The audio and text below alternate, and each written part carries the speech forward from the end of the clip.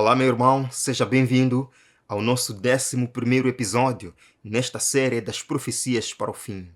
E eu espero que esta série esteja o ajudando a compreender a palavra de Deus, a verdade profética para este tempo. Que, acima de tudo, esta série esteja o ajudando a correr para os braços do Salvador Jesus Cristo.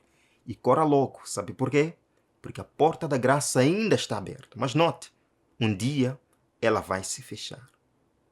Hoje nós vamos dar continuidade com o capítulo 13 de Apocalipse. Já falamos sobre a primeira besta, dos versos 1 a 10, e hoje vamos entrar na segunda besta, começando do verso 11.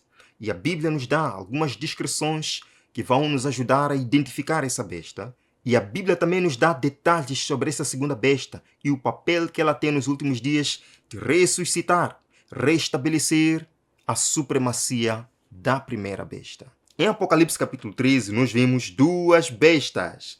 A besta do mar e outra besta da terra. E eu quero agora fazer uma comparação. Vamos procurar comparar as duas bestas para que entendamos quem é esse poder. Sobre a besta do mar é dito: vi emergir do mar uma besta que tinha 10 chifres e 7 cabeças, e sobre os chifres 10 diademas, e sobre as cabeças nomes de blasfêmia. Então nós vemos que a primeira besta surge do mar. Mar representa povos e nações. De acordo com Apocalipse 17, verso 15, representa um reino que surge no meio das nações, no meio dos povos, na Europa. Por outro lado, sobre a besta da terra é dito: vi ainda outra besta emergir da terra. Possuía 2 chifres, parecendo cordeiro, mas falava como dragão. Característica: esta besta surge da terra, em contraste com a primeira besta, que surge de uma região povoada. Esta surge de uma região menos povoada. Então isto desvia o nosso olhar da Europa, desvia o nosso olhar da África, da Ásia, para uma região menos povoada. Outra característica: sobre a besta do mar é dito possuir 7 cabeças, 10 chifres e 10 coroas. Representam um poder monárquico, porque tem coroas em suas cabeças, os reis papais. Mas sobre a besta da terra é dito possuir 2 chifres, 100 coroas. Então, representa um poder democrático longe das terras populosas da Europa, África e Ásia. A pergunta é: a quem representa a besta da terra? A quem representa? E a profecia bíblica não nos deixa na escuridão acerca disto. O verso número 11 vem depois do verso número 10, e o verso número 10 fala da ferida mortal da primeira besta. Vejam só: se alguém leva para cativeiro vai. Sim, o poder papal levou várias pessoas, multidões, para o cativeiro. Chegou o momento em que ela foi ao cativeiro, quando Berthier veio prender o Papa. Se alguém matar a espada, necessário é que seja morto a espada. Houve uma ferida mortal do poder papal em 1798. Em seguida, João diz: vi outra besta emergir da terra.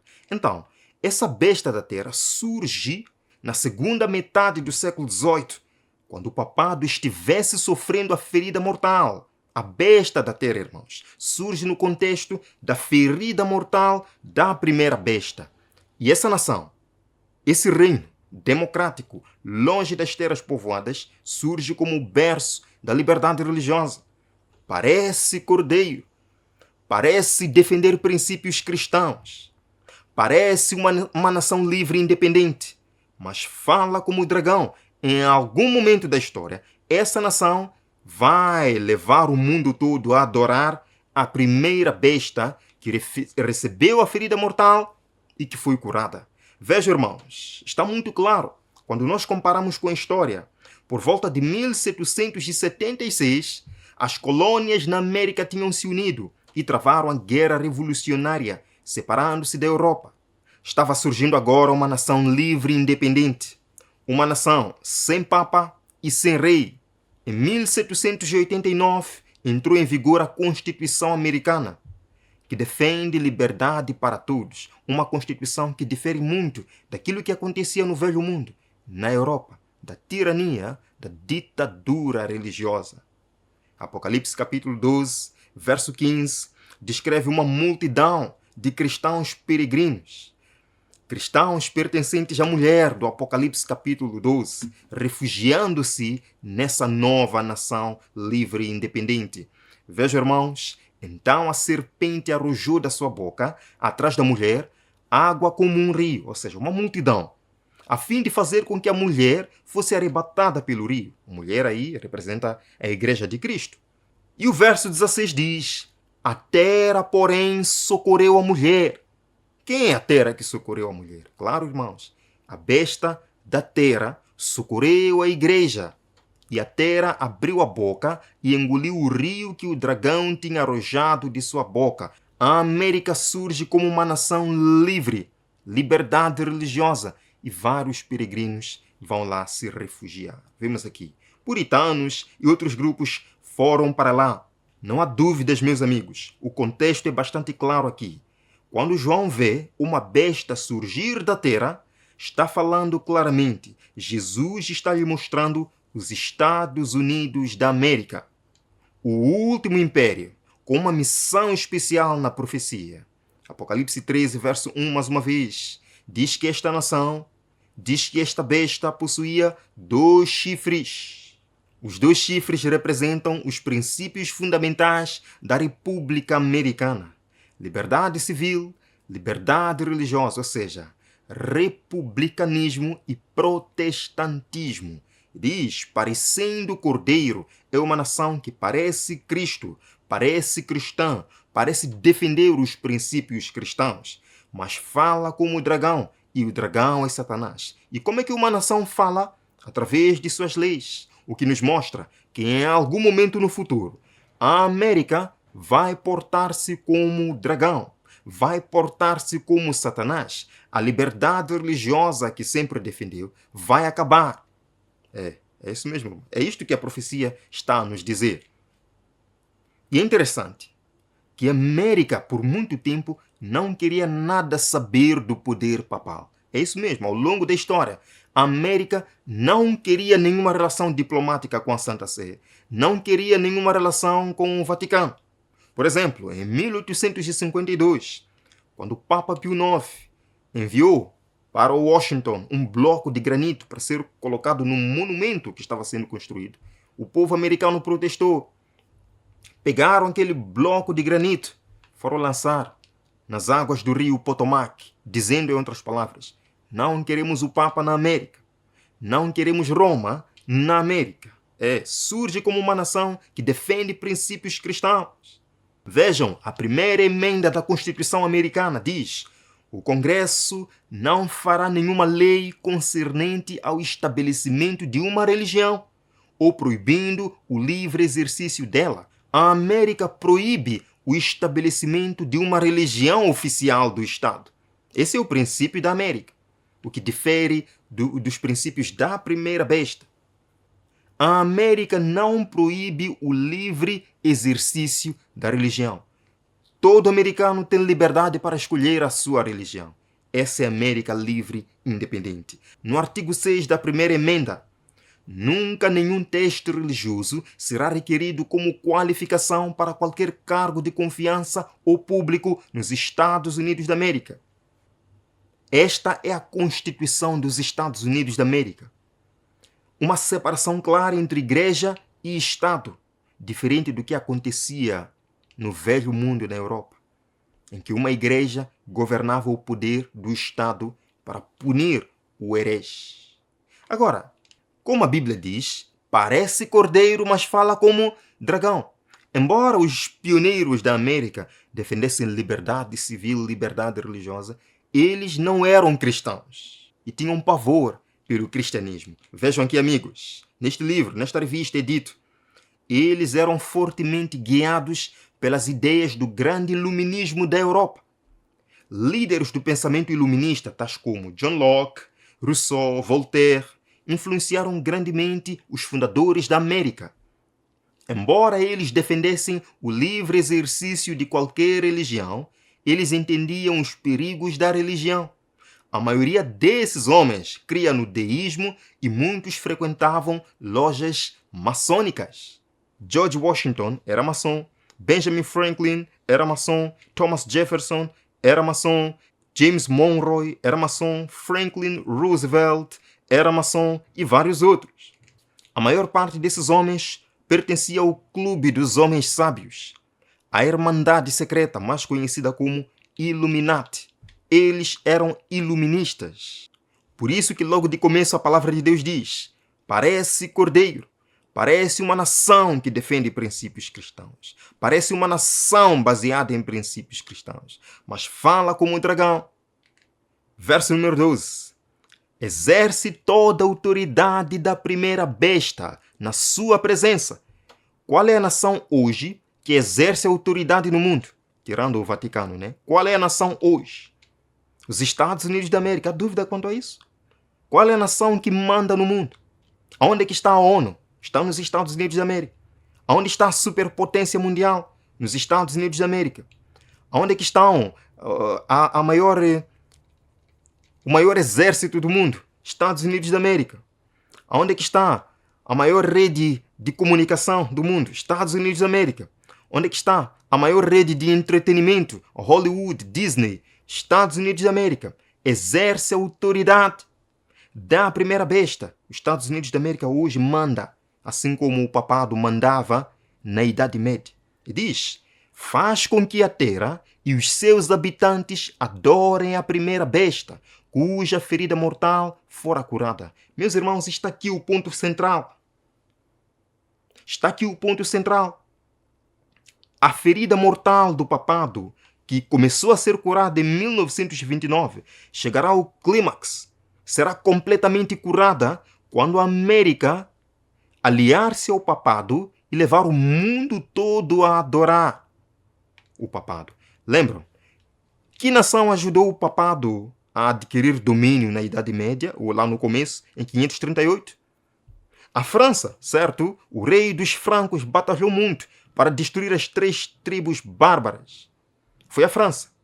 Foi um governo civil que ajudou Roma. No tempo do fim também será a mesma coisa.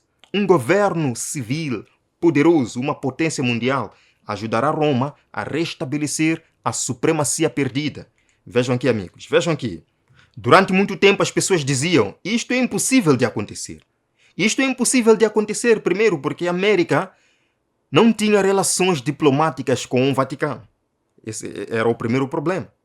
A América não queria nada saber do Vaticano. Mas ao longo do tempo, irmãos, as coisas foram mudando. Relações diplomáticas com o Vaticano começaram bem fortes. A América começou a enviar embaixadores para a Santa Sé. E esses embaixadores hoje vão nos dizer coisas tremendas.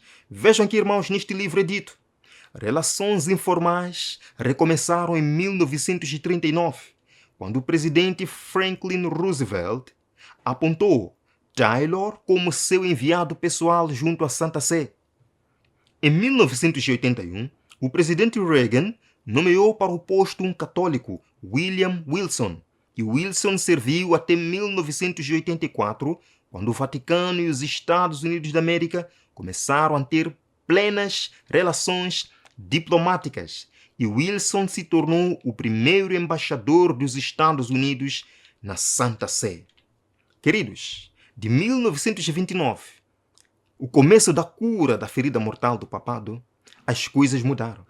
A profecia está se cumprindo de forma rápida. Por exemplo, Raymond Flynn, um embaixador dos Estados Unidos da América junto à Santa Sé, de 1993 a 1997, disse o seguinte: o relacionamento entre o Vaticano e os Estados Unidos é extraordinariamente importante.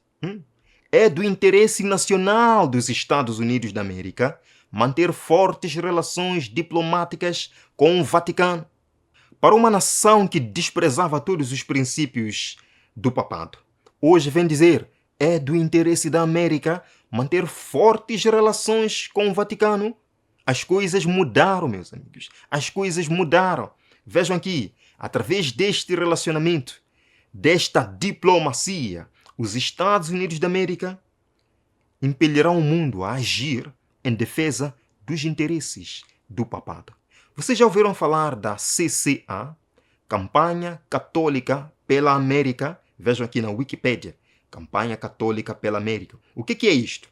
Foi uma organização ativista católica romana fundada em 1989. E o que esta campanha católica pela América quer fazer no contexto do restabelecimento do domínio papal no mundo, começando na América? Vejam aqui. A campanha católica pela América foi fundada em 1991 com a missão de ativar os cidadãos americanos católicos, aumentar a influência eleitoral católica na formulação de estatutos e chamar a atenção pública para a riqueza e beleza dos ensinos católicos. Bem, quanto aos ensinos, falamos no tema passado e me parece que de beleza não tem nada. Bem, a beleza se encontra na palavra de Deus, a beleza doutrinária. Agora, o jesuíta Boyd Barrett escreveu em 1935. Escutemos muito bem, irmãos. Vejam aqui. Ele diz: a presente fase da ação católica é animar os católicos a se lançarem na política. É necessário que nossas autoridades públicas percebam que nós somos uma potente corporação de cidadãos sobre a bandeira da Igreja Católica. Richard John Neuhaus, um ex-ministro luterano convertido ao catolicismo, que foi um dos principais criadores do documento Evangélicos e Católicos Juntos, a Missão Cristã no Terceiro Milênio, falou o seguinte, vejam: nós, católicos, estamos aqui na América a fim de mudar a maneira como as coisas têm sido feitas por tanto tempo na América. Estão lá para mudar as coisas. Queridos irmãos, a profecia disse que os Estados Unidos da América irão ajudar o papado no restabelecimento da supremacia perdida. E eles estão dizendo que querem mudar a maneira como as coisas têm sido feitas por tanto tempo. Os católicos têm uma responsabilidade distinta, porque somos muitos e temos uma missão. Tem uma missão. Queridos, vamos ler agora as palavras de Thomas Melody, embaixador americano junto à Santa Sé, de 1989 a 1993. Ele falou: os leigos católicos têm a obrigação de fazer uma campanha para incorporar os ensinos básicos do catolicismo nas leis legislativas, instituições e legais, tradições e leis do país. Os membros deverão ser ativos no processo eleitoral, nos níveis locais, estaduais e federais. Em outras palavras, os membros devem se lançar na política. Para quê? A influência deles deveria ser no sentido de influenciar as leis públicas de forma que estejam o mais próximo possível dos ensinamentos católicos. Queridos, nós estamos aqui perante um alvo ambicioso. Esta campanha católica pela América tem um alvo ambicioso: transformar as leis públicas que se tornem o mais próximo possível. E a palavra de Deus nos diz que isso havia de acontecer. A segunda besta, Estados Unidos da América, vai formar uma imagem, uma cópia dos princípios da primeira. E ainda Boyd Barrett, o jesuíta católico, escreveu: Pio XI está bem consciente de que a Igreja Católica não pode jamais sonhar em dominar novamente o mundo civilizado até que a América se ajoelhe humilde e penitente aos seus pés. Meus irmãos, qual é o ponto de partida para a primeira besta voltar a dominar como na Idade Média? Colocar a América de joelhos aos seus pés. É isso mesmo, irmãos. Não há outro caminho. E nós não podemos achar que estas coisas são normais. Quando em 2008, George Bush convidou o Bento XVI para uma festa de aniversário na Casa Branca, com aproximadamente 7 a 8 mil convidados. Isto foi interessante. Vejam aqui como os Estados Unidos da América agora vêm promovendo o papado no mundo, para que ele seja aplaudido e adorado e reverenciado, meus irmãos. Vejam aqui, que maravilha, que lindo.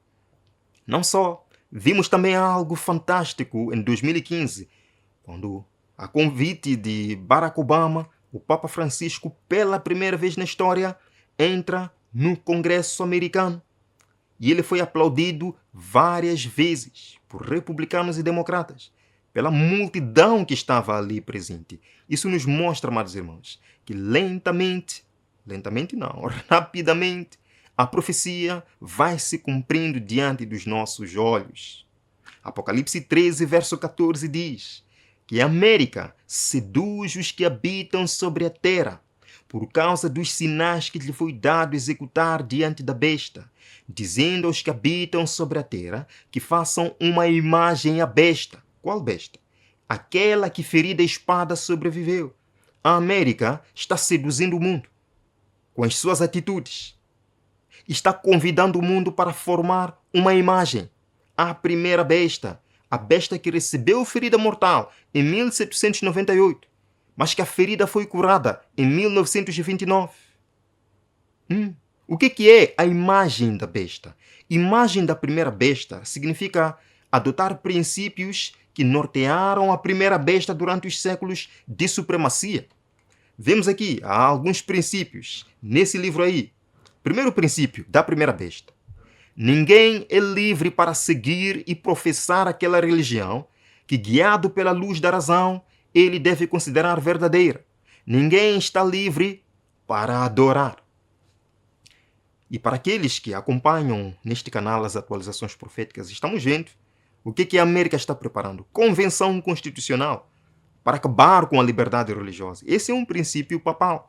Vejam, segundo, nenhum indivíduo fora da Igreja Católica tem qualquer esperança de salvação. Chegará um momento que eles vão dizer: nenhum indivíduo fora desse sistema ecumênico religioso, tem qualquer esperança de salvação. Todos devem se converter à força. Isso não é evangelismo, é imitar os princípios papais. Vejam, terceiro princípio. A igreja não pode ser separada do Estado, nem o Estado da igreja. Este é um princípio papal, unir igreja e Estado. E a América está começando a imitar isto. A formar uma imagem da primeira besta. Vejam, número 4. No tempo presente, é ainda mantida a convicção de que a religião católica deve ser mantida como a única religião do Estado, com a exclusão de todas as outras formas de culto. Que é isso que a América agora está fazendo. Com a exclusão de qualquer outra forma de culto, o cristianismo será colocado como religião oficial do Estado, para impor leis que eles consideram cristãs. É isso mesmo. Este é um princípio papal. Quinto, a igreja tem o direito de usar a força e fruir o poder temporal, direta ou indiretamente. Este é um princípio papal. Usar a força para punir a heresia. Sexto, quando desafiada pela heresia, ela, a igreja, não se satisfaz com a persuasão. Ela recorre à força, ao castigo corporal, à tortura. Ela cria tribunais semelhantes aos da Inquisição. Ela busca as leis do Estado para o seu auxílio. Se necessário, ela promove cruzadas ou a guerra religiosa. Busca as leis do Estado para auxiliar a igreja. Este é um princípio papal. Então a América vai imitar esses princípios e assim vai falar como o dragão. A América, meus irmãos, vai deixar de ser uma nação que defende a liberdade religiosa. Isto vai acontecer porque é profético. Apocalipse capítulo 13, verso 15, nós lemos: ele foi dado comunicar fôlego à imagem da besta. Significa que estes princípios terão vida através das leis governamentais. Esses princípios terão vida e poder para punir, para que não só a imagem falasse, como ainda fizesse morrer quantos não adorassem a imagem da besta, quantos não se prostrassem diante desses princípios. É isso mesmo, irmãos, é isso mesmo. Como é que isto vai acontecer? Nós veremos nos próximos episódios. Eu espero que você não perca. Meu amado irmão, mais uma vez nós comprovamos que a profecia bíblica é fiel. Mais uma vez nós comprovamos que Deus é fiel em suas predições. Não há como duvidar da palavra de Deus quando estudamos a profecia. Não há como. Queridos, tudo aquilo que mostramos aqui, todos os textos bíblicos que mostramos, estão se cumprindo na íntegra, nos nossos dias. Convido você, meu amigo, a acompanhar a nossa programação de atualizações proféticas e você verá que nós estamos vivendo agora nesse tempo. Bem, vamos terminar com uma oração e eu verei no próximo vídeo. Obrigado, Senhor, por abrir nossa mente neste dia para compreender mais um ponto da profecia. Os nossos corações estão ansiosos para prosseguir. Continue, Senhor, colocando em nós esse desejo de examinar as Escrituras e as profecias para o fim. Salve-nos, Senhor, coloque o nosso nome no livro da vida por sua graça e mantenha-nos firmes até o fim. Em nome de Jesus oramos. Amém. Eu verei, meu amigo, no nosso próximo episódio. Até lá.